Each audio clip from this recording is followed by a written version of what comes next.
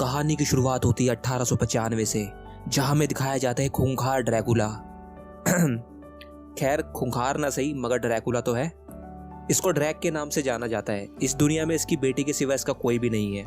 दरअसल वैम्पायरों से नफरत करने वाले लोगों ने इसकी बीवी की हत्या कर दी थी, जिसके बाद से ड्रैक अपनी बेटी, जिसका नाम मैविस है, उसको लेकर बहुत ज्यादा पॉसेसिव हो गया है।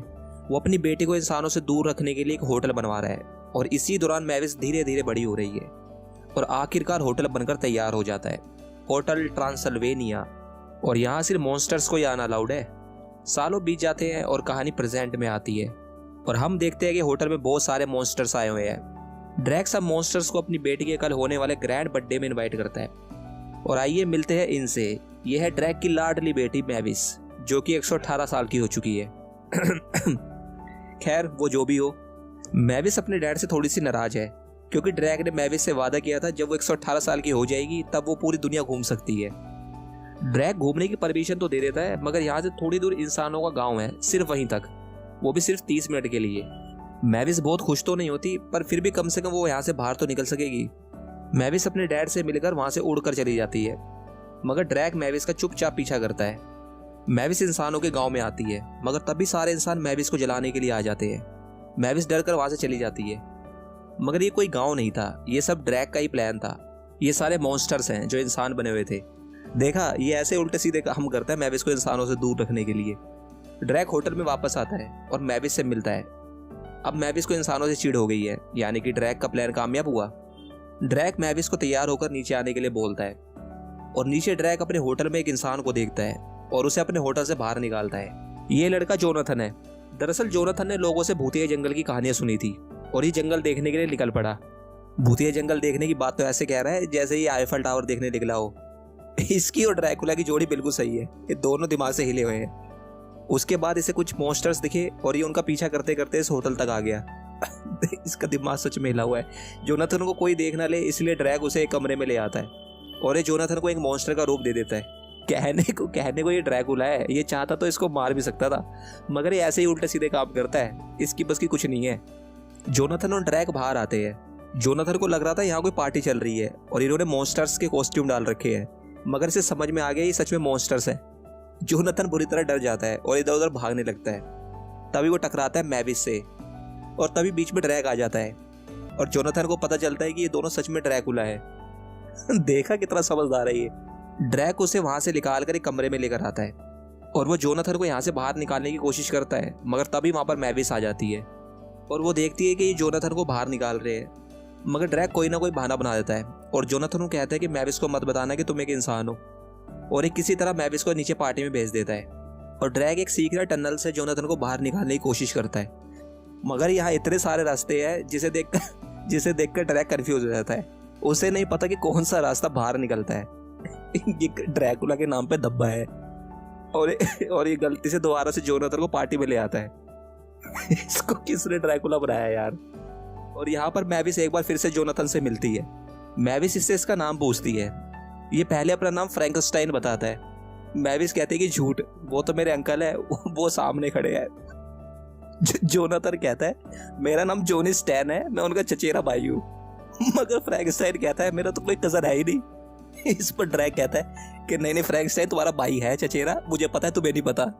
इसको इस बात पे फ्रैंकस्टाइन यकीन कर लेता है, जबकि उसका कोई भाई है भी नहीं।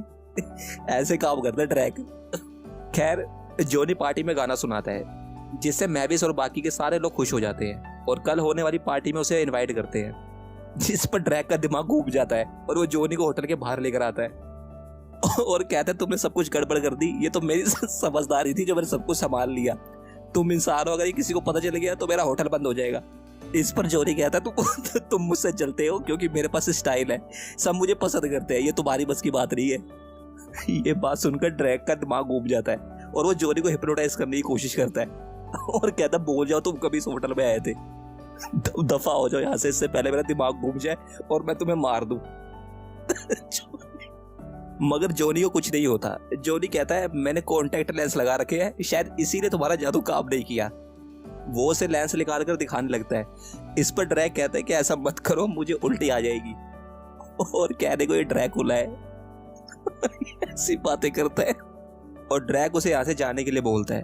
और जॉनी यहाँ से जाने लगता है। मगर तभी वहाँ पर मैविस आ जाती है और जॉनी को अपने साथ चलने के लिए बोलती है और उसे होटल के ऊपर लेकर आती है और जॉनी उसे बताता है कि वो कहाँ कहाँ घूमा है। मैविस जॉनी से बहुत इंस्पायर होती है क्योंकि वो भी दुनिया घूमना चाहती है मगर वो कभी जा ही नहीं सकी, या फिर ऐसा कह लो कि ड्रैक ने कभी उसे जाने ही नहीं दिया।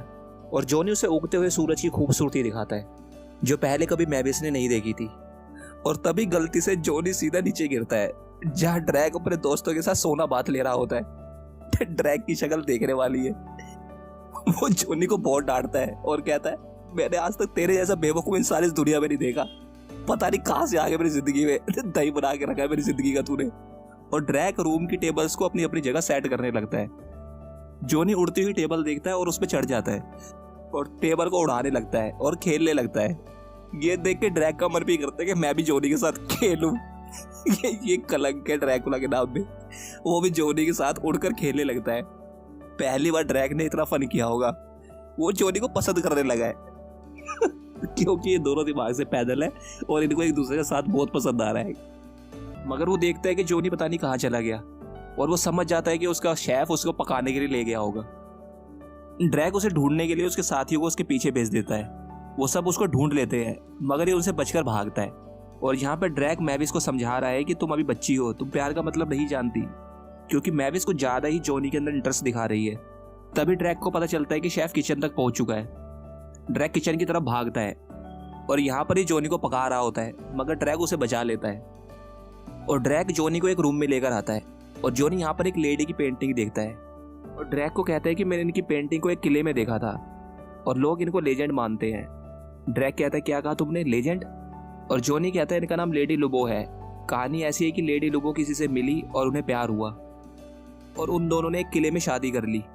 उनकी एक बच्ची हुई मगर एक दिन कैसल में आग लग गई और दोनों जलकर राख हो गए। ड्रैक कहता है, ये कहानी गलत है, उस रात सिर्फ मेरी बीवी की मौत हुई थी। और ड्रैक उसे पूरी पेंटिंग दिखाता है और कहता है, तुम इंसानों ने उसको मुझसे छीन लिया, असली शैतान हम नहीं तुम इंसान हो। ये होटल मैंने उसी की याद में बनाया है ताकि मेरी बच्ची सेफ रह सके। मगर अब मैविस तुमसे प्यार करने लगी है। तुम अच्छे इंसान हो मगर क्या इंसान हमें कभी अपना सकते हैं? जॉनी कहता है, आप ठीक कह रहे हैं, इंसानों ने आपके साथ बुरा किया है, इसलिए मैं यहाँ से हमेशा के लिए जा रहा हूँ और मैं किसी को यहाँ के बारे में कुछ नहीं बताऊंगा। मगर ड्रैक कहता है कि मैं मैविस को उसके बर्थडे वाले दिन उदास नहीं देख सकता, तुम आज यहाँ रुक जाओ और पार्टी के बाद चुपचाप यहाँ से चले जाना। मगर ड्रैक जॉनी को सच में पसंद करने लगा है। पार्टी शुरू हो चुकी है और जॉनी ने मैविस के लिए एक लाइटिंग से पूरी दुनिया बनाई है क्योंकि मैविस ने कभी ये सब नहीं देखा। ये मैविस के लिए सबसे खूबसूरत तोहफा है। और ये देखो ड्रैक का डांस फनी ड्रैकुला। और यहाँ पे मैविस जॉनी को किस करती है और ड्रैक देख लेता है और वो जॉनी को डांटता है और कहता है, मैंने तुझे मना किया था ना, मना किया था ना उल्टी सीधी हरकतें करने से। तुझे इतना कुछ समझाने के बाद भी तेरे दिमाग में कुछ नहीं घुसा क्योंकि तू एक बेवकूफ इंसान है। मैविस जॉनी के लिए ड्रैक से लड़ती है और लड़ाई में मैविस को पता चलता है कि इंसानों का वो नकली गांव ड्रैक नहीं बनाया था।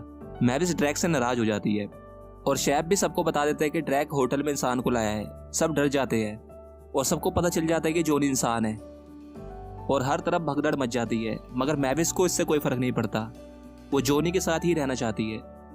मगर जॉनी ड्रैक के लिए मैविस का दिल तोड़ देता है। वो कहता है, मैं किसी मॉन्स्टर के साथ नहीं रह सकता और मुझे मॉन्स्टर से नफरत है।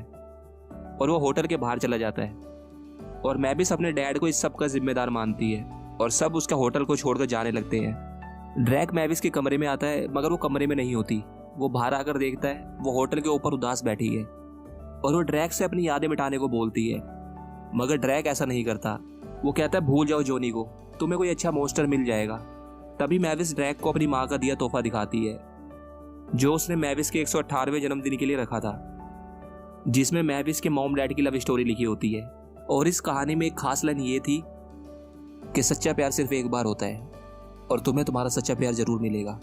जिसे पढ़कर ड्रैक इमोशनल हो जाता है और मैविस कहती है कि मुझे भी सच्चा प्यार हुआ है जॉनी से, मगर उसे मुझसे प्यार नहीं है। मुबारक हो डैड, मेरे सारे सपने टूट गए, अब मैं इस किले से कभी बाहर नहीं जाऊंगी। और यहाँ सब अपने अपने बिल पे कर जाने वाले हैं। ड्रैक उन्हें रोकता है और जॉनी को ढूंढने के लिए उनकी मदद मांगता है और इन्हें भी जॉनी बहुत पसंद था, इसलिए ये सब जॉनी को ढूंढने निकल जाते हैं और वो इंसानों के शहर आते हैं जहाँ मॉन्स्टर फेस्टिवल चल रहा है। सबने मॉन्स्टर कॉस्ट्यूम डाल रखा है और इन्हें पता चलता है कि ये गलत थे। इंसान इनसे नफरत नहीं करते, इनसे लव करते हैं। सब मॉन्स्टर यहीं पर रुक जाते हैं इंसानों के साथ एंजॉय करने के लिए। ड्रैक अकेला ही जोनी को लेने आगे जाता है और जोनी फ्लाइट में है और वो वापस अपने घर जा रहा है। ड्रैक बैट का रूप लेता है और प्लेन का पीछा करता है, मगर धूप निकली हुई है जिसके कारण वो जल रहा है। बड़ी मुश्किल से उसे जोनी मिलता है, मगर जोनी उसकी आवाज़ नहीं सुन सकता। ड्रैक पायलट को हिप्नोटाइज करता है और उसके थ्रू जोनी को अपने साथ चलने के लिए बोलता है। वो पायलट को प्लेन वापस मोड़ने को कहता है और ड्रैक मैविस को तोहफे में जोनी देता है और साथ में जोनी के साथ पैराडाइज जाने की परमिशन भी, जहां मैविस हमेशा से जाना चाहती थी। और ये सब एक साथ खुशी मनाते हैं। सब ठीक हो गया है और यही होता है इस कहानी का अंत।